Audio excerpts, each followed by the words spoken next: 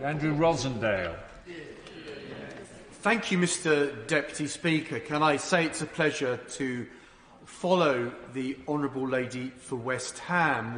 We share a similar part of the world, Essex, east of London.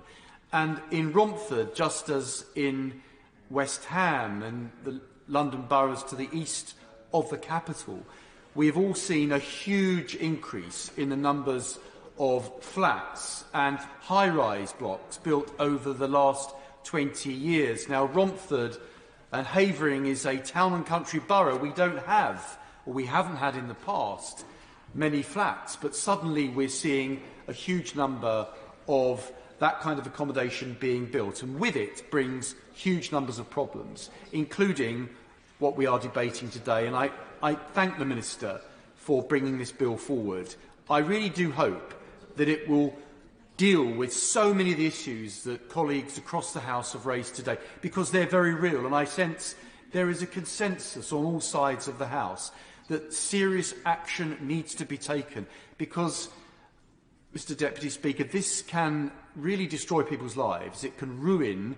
They've saved to buy a property, they've got a leasehold, and yet they are fleeced by sharks, by managing agents that pile on the costs, by armies of lawyers that make their lives miserable and threaten them with losing their properties altogether.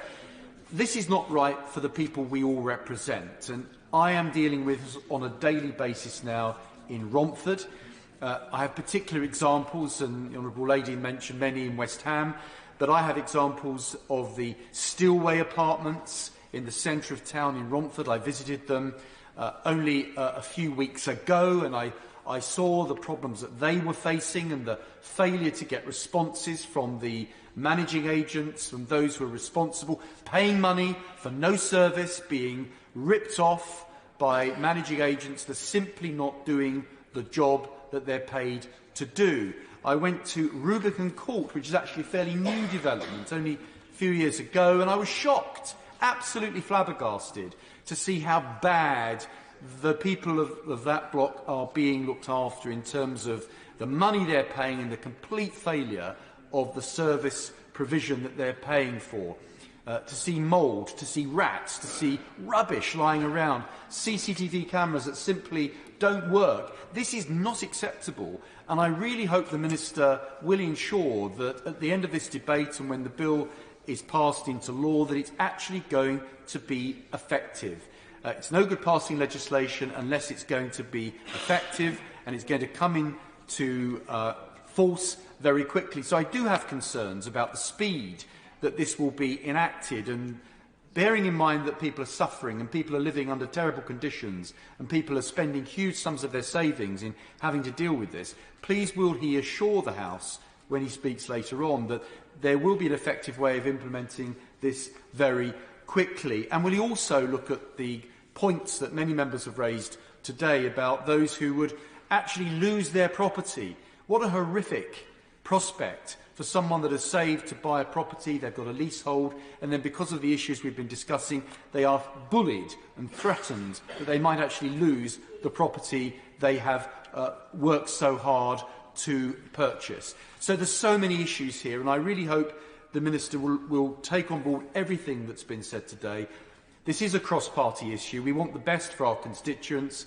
We want the best for those people who live in these properties and whose lives are made very difficult because of the current system. I really do hope that the laws that are being passed today, the legislation, will improve the lives of all of our constituents, and he will get my full support in anything further he can do to ensure that people in Romford and all constituents represented here today will be able to lead better lives and not wake up with that feeling that everything they've saved and looked towards having in their lives are being lost because of deficient legislation and a failure to enforce the law.